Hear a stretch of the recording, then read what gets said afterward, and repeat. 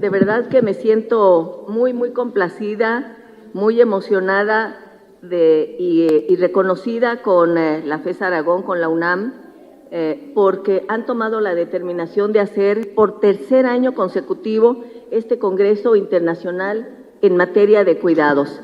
Esto habla de la importancia que se le da a lo que hemos denominado, y yo lo subrayo de manera muy puntual, la gran política social del siglo XXI. Porque hay políticas sociales específicas, focalizadas en un ámbito, pero lo que verdaderamente transformará la vida de todas y de todos es la política de cuidados. No hay una política social con un concepto y con un contenido integral tan importante como la política de cuidados. Quiero reconocer a través de la doctora Araceli Romo Cabrera, directora de la FES Aragón, a la UNAM por esta determinación y porque ayer empezó el Congreso y además hay que decir, simultáneamente a este Congreso Internacional se está desarrollando otro también muy importante en materia de cuidados. Habla de la relevancia que se le está dando a esta visión y a esta causa. Y a la doctora Luz María Galindo Vilchis, que ha sido desde la FES Aragón una impulsora también en materia de cuidados. Ahora bien, puesto que este es un congreso muy intenso y hay no sé cuántas ponencias, más de 200 ponencias enviadas además con anticipación, yo quiero empezar ya con esta conferencia. Sobre todo, iniciaría con un comentario. Una economista, y además ahora hablamos de la economía feminista, porque es una visión específica hacia la economía. Catherine escribió un libro verdaderamente interesante y lo tituló ¿Quién le hacía la cena a Adam Smith? Como sabemos, Adam Smith es uno de los íconos de la economía, uno de los grandes pensadores en materia económica, que ha generado una escuela muy importante y además debate. Porque, cierto o no, una de las frases que han circulado es que Adam Smith decía que todo lo arreglaba la mano invisible del mercado en materia económica. Bueno, hay debate sobre eso, pero el título de este texto de Catherine Marshall, ¿Quién le hacía la cena a Adam Smith?, este figurón, lo que pone en el centro es que incluso los intelectuales más destacados, igual que el obrero que se levanta a las 4 o 5 de la mañana, quien abre su comercio, quien va a dar unas clases, todas y todos dependemos de los cuidados. Y hay alguien que está haciendo los cuidados. Tradicionalmente y a lo largo de milenios, esto ha sido invisibilizado. Parecía que lo que se realiza con los cuidados se daba de manera mágica, natural, espontánea, y sin embargo, ya se ha reconocido, y esa es parte de la economía feminista, de los logros, de las aportaciones, que se trata de un trabajo. Es un trabajo que además sostiene la vida. Si no se realizaran los cuidados, el mismo día de hoy o esta semana, durante este mes, si no se llevaran a cabo los cuidados, se paralizaría el planeta, se caería la economía, absolutamente nada podría funcionar, o casi nada. Habría algunos, ¿verdad? Estoy hablando del trabajo que realizan las mujeres, algunos hombres que lo harían, pero sería un shock absolutamente insoportable para muchos. Ayer se hacía mención en la inauguración de una de las grandes economistas reconocidas, además con un premio, me parece que el Princesa de Asturias, María Ángeles Durán, una economista española, y ella decía que las mujeres somos el proletariado de la humanidad. Fíjense nada más qué frase tan importante. ¿Por qué razón? Porque realizamos ese trabajo para la humanidad, pero sin el reconocimiento del valor que tiene. Ha sido hasta años recientes que se ha reconocido que ese trabajo es un trabajo que tiene un valor, que es fundamental para la reproducción cotidiana de la sociedad. Y en Beijing, hace una mexicana, que además yo siempre la menciono y creo que deberíamos hacerle un gran reconocimiento porque hizo una aportación formidable, Clara Hussidman. Ella lo que planteó en Beijing, en esa Conferencia Mundial de la Mujer, es que debería contabilizarse en las cuentas nacionales el valor del trabajo doméstico y de cuidados. En ese momento, eso se convirtió casi en un pecado, decir que eso tenía valor y que tenía que contabilizarse. Y la pregunta fue, ¿que las mujeres no hacemos esa tarea se decía, por amor? Bueno, yo digo que sí, soy madre de familia, tengo nietos y claro que los amo, y cuando hago trabajo en casa, trabajo de cuidados, lo hago con mucho cariño, de verdad los amo más que nada en la vida, pero es trabajo, le dedica a uno trabajo. Y Clara Hussidman planteó que se reconociera. Bueno, incluso en Beijing, que fue este parteaguas, se tomó esta propuesta con pinzas y al final se aprobó con todo cuidado y con todo temor, que en las cuentas nacionales, satélites, se pudiera considerar, de ser posible, contabilizar el valor del trabajo en el hogar, del trabajo de cuidados.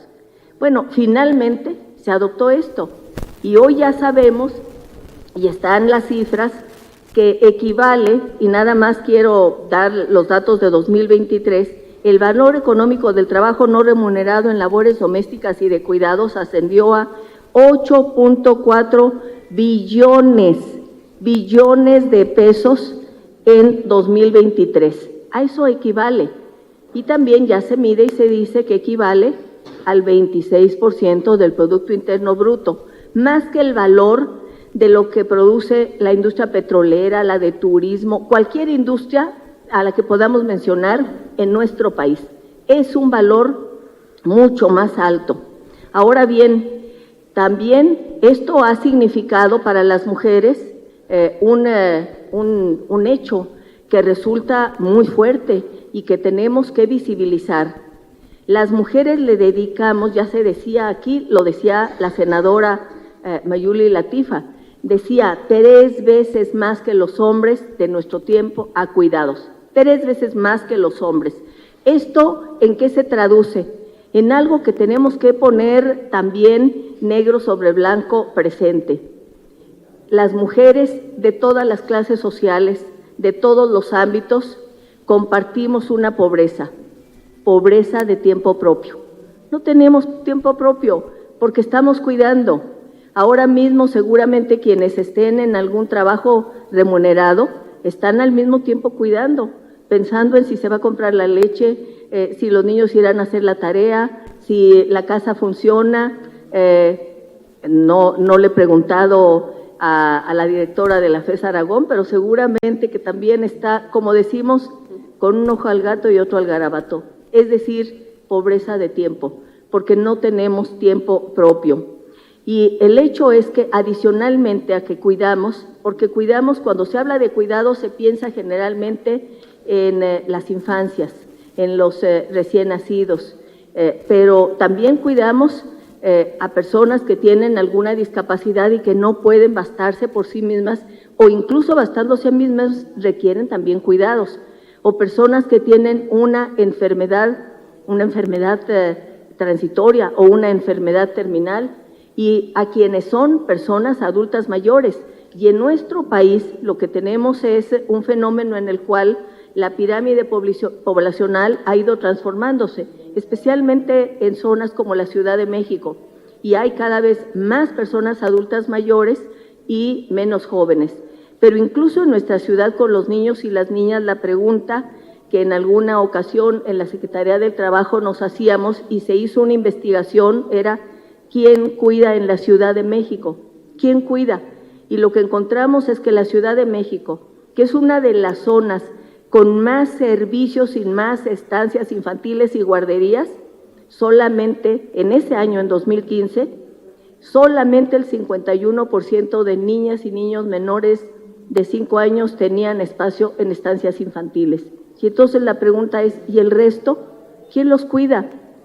Y en zonas como Iztapalapa, que son, por ejemplo, una zona en donde es la que tiene el mayor número de mujeres jefas de familia en el país. ¿Esto qué quiere decir? Que sean jefas de familia, que son el sustento de la casa y tienen que salir a tener un trabajo remunerado, formal o informal. Y entonces la pregunta es, ¿y quién cuida? Si no hay espacios suficientes. Por eso poner esto en foco, darle visibilidad, es lo que nos llevará a demandar que haya políticas públicas, que haya estancias infantiles, todas las que se requieran, que haya espacios de cuidados para personas adultas mayores, que haya las condiciones de cuidados y también transformar las ciudades para que quien lleve una persona con discapacidad a una atención médica lo pueda hacer en las mejores condiciones. Y hemos hablado, incluso y lo ha dicho Alicia Bárcenas cuando era la directora de la CEPAL, tenemos que construir también ciudades cuidadoras, porque las ciudades no solamente son el espacio de producción y consumo, son espacios de vida, ahí sucede la vida, y la vida se dificulta si alguien tiene que tomar un autobús o el metrobús y lleva a una persona enferma o va con las niñas y los niños, y por eso es que tenemos que transformar la vida. Y diría, además, tenemos que pensar con una visión intergeneracional y con el concepto que Gro Harlem Brundtland acuñó hace años, porque Gro Harlem Brundtland dijo, tenemos que trabajar, los gobiernos deben trabajar con una visión de sostenibilidad. ¿Y qué significa sostenibilidad? Trabajar y resolver y atender las necesidades de la presente generación y de las siguientes generaciones. Y es por eso que tenemos que construir un estado de bienestar cuidador, que es un concepto que tenemos que poner en el centro. Un estado de bienestar es un estado que garantiza derechos, pero hoy tenemos que agregarle el concepto de estado de bienestar cuidador. Ya hablamos de la encuesta nacional de cuidados, lo hizo la senadora Mayuli. Es muy importante que ahora también se mide, y lo que no se mide no podemos atenderlo. Si medimos lo que existe y lo que falta, entonces la decisión en materia de políticas públicas y también de legislación será mucho mejor. Yo creo que además, como ha dicho el movimiento feminista, resulta fundamental poner por delante las R's. ¿Qué es lo que ha dicho el movimiento feminista? Quienes hemos estado trabajando en esta materia lo conocemos, pero es importante que en eventos de este tipo lo reiteremos. Primero, la primera R, reconocer el valor y la importancia de los cuidados. Hay que reconocer, hay que reducir lo que significa para las personas cuidadoras por esta pobreza de tiempo propio que les impide acceder a la autonomía económica para tener un trabajo remunerado de calidad, porque incluso cuando una mujer va a un trabajo remunerado, no va a los de más alta calidad porque sabe que tiene que regresar a cuidar o está en el trabajo informal para poder adecuar sus horarios, para poder regresar a cuidar. Esto es insoportable e insostenible. Necesitamos entonces reducir para que se acceda a un trabajo asalariado de calidad. Y por cierto, cuando la presidenta de la República presentó su decisión de un nuevo programa social para mujeres de 60 a 64 años, yo lo aplaudí. Me parece que tiene que ver con que las mujeres no estuvieron en un trabajo asalariado formal en donde pudieran tener acceso a una pensión, pero yo aspiraría, y creo que las que estamos y los que estamos aquí aspiraríamos, a que ese programa sea temporal. ¿Por qué razón? Pues porque a lo que aspiraríamos es a que se generen las políticas públicas, las condiciones, los sistemas, para que las mujeres accedan a un trabajo remunerado y puedan tener posibilidades de tener una pensión en una edad adulta mayor, y que entonces ese recurso de 60 a 64 ya no sea necesario porque tendrán una pensión de calidad. Esa es la aspiración Lo que requerimos no es que haya dádivas del Estado, lo que requerimos es políticas públicas con una visión de estado de bienestar, pero como también lo hemos, por lo menos yo lo he dicho junto con otras y otros, la mejor política social es el empleo formal de calidad, es la mejor política social y eso es lo que requerimos. Muy bien, reducir las tareas de cuidados en quienes tradicionalmente lo han hecho, también repartir, y cuando hablamos de repartir, estamos hablando de repartir en las familias, porque tradicionalmente son las mujeres y también muchas niñas cuidan, incluso la cultura predominante es, tu hermanito necesita esto, ve y plancha el pantalón, sírvele su sopa a tu hermanito. Entonces, cuidan muchas madres, muchas mujeres, pero también muchas niñas, y necesitamos reducir porque se reparten las familias, se reparte también con la sociedad, y aquí en el caso de la Secretaría del Trabajo, cuando fui la Secretaria del Trabajo de la Ciudad de México, impulsamos cooperativas de cuidados, que creo que es muy importante que las impulsáramos, porque la posibilidad de que, por ejemplo, en una unidad habitacional, en el Rosario o en Tlatelolco o en tantas unidades habitacionales, haya una cooperativa de cuidados, significaría que quienes ahí viven pueden formar una cooperativa, se conocen, son vecinas, vecinos, y si alguien requiere que le respalden en cuidados durante 2 horas, no necesariamente a lo largo de todo el día, sabe que ahí hay personas capacitadas, porque lo que hicimos no solo fue formar las cooperativas, sino que en el ICAT, el Instituto de Capacitación para el Trabajo, se dieron talleres para certificar en materia de cuidados tanto a personas que iban a ofrecer sus servicios de cuidados como a quienes iban a crear estas cooperativas, que por cierto el modelo de cooperativas lo afinamos con el Instituto Politécnico Nacional y fue un gran modelo, no sé si sigue vigente, pero funcionó y fue muy interesante y el Instituto Politécnico Nacional aportó. Y por supuesto también de lo que se trata es de repartir porque existan las estancias infantiles. Se trata de las familias, se trata de la comunidad, se trata de la iniciativa privada, el sector privado, de tal manera que también se modifique la vida. Ahora hay un planteamiento, una propuesta que varios legisladoras y legisladores hemos presentado de una jornada laboral de 40 horas a la semana, que además estamos en retraso. La jornada de 8 horas tiene 100 años. El resto del mundo ha ido reduciéndola a 40 horas y en México seguimos anclados en las jornadas de hace 100 años. Bueno, esto cambiaría también la vida, tiempo propio para vivir, para respirar, sí, para estudiar, para tener un trabajo asalariado, remunerado, de calidad, pero también tiempo propio para el descanso, porque es parte de la calidad de la vida. Se ha firmado, y ya casi con esto concluyo, un gran compromiso en un evento latinoamericano y del Caribe que se realizó en México en agosto y se firmó el compromiso de Tlatelolco.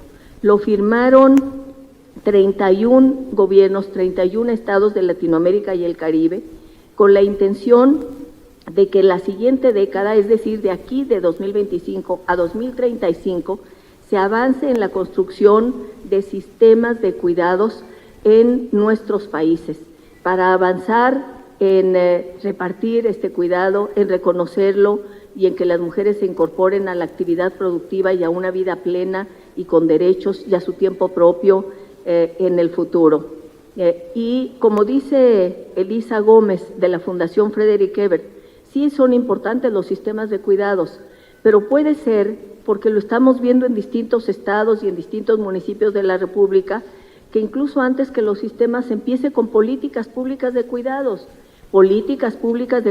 que deben afinarse.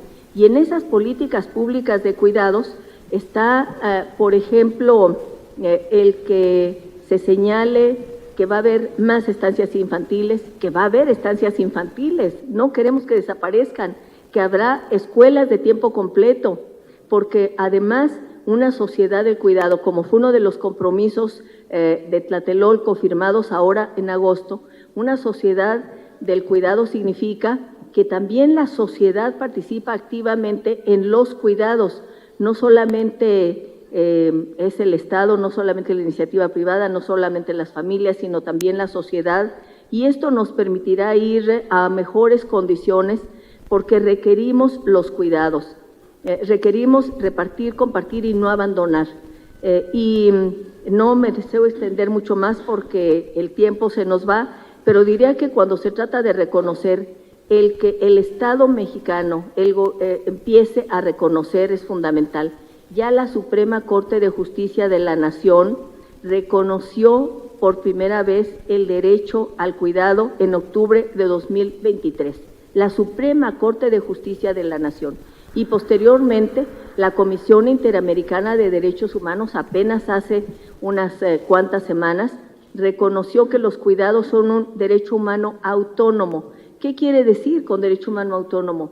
Que no está subsumido en los demás derechos, hay que visibilizarlo, hay que focalizarlo y se tiene que atender.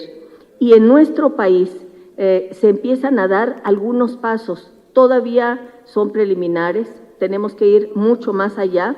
El anexo 31 del presupuesto de egresos de la Federación establece que es para consolidar una sociedad del cuidado, pero como decía ayer la doctora Mercedes Pedrero en su conferencia en la FES Aragón, sí, qué bueno que se visibilice, qué bueno que esté el anexo 31, qué bueno que se hable de cuidados, pero el anexo 31 en materia de cuidados, lo que tiene que ver con estancias infantiles, con escuelas de tiempo completo, etcétera, es un apartado importante, pero hay también otros contenidos en ese anexo 31 que no necesariamente los podemos calificar como de cuidados, y no todos son cuidados, porque si no al rato vamos a decir que sembrar un árbol y regarlo es cuidados. Claro que es cuidados, es cuidar la naturaleza, es cuidar el medio ambiente, pero cuando hablamos de liberar el tiempo propio de las mujeres,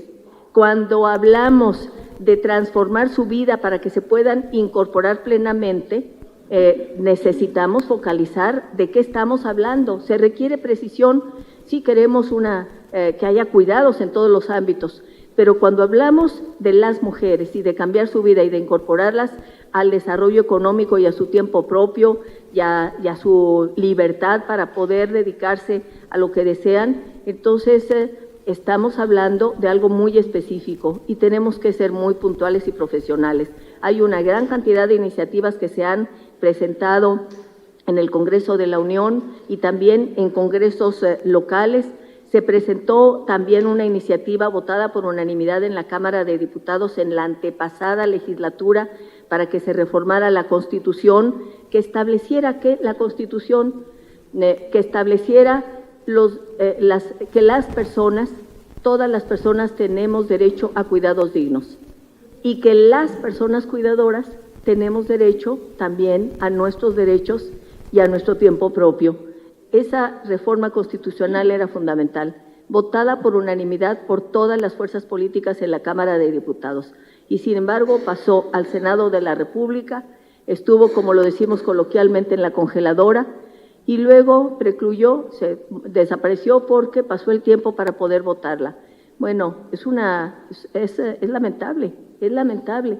Tenemos que ponerlo en la Constitución y tenemos que avanzar, sí, en sistema de cuidados, pero también necesitamos avanzar en políticas públicas de cuidados. Yo termino señalando la importancia de que los cuidados sean visibilizados como la gran política pública del siglo XXI, porque transformará la vida de los hombres y las mujeres. Reitero lo que ya hemos dicho, los cuidados sostienen la vida, son un trabajo, deben ser reconocidos como tal, y eso es lo que verdaderamente garantizará que hombres y mujeres tengamos acceso a un desarrollo pleno y diferente. Muchas gracias.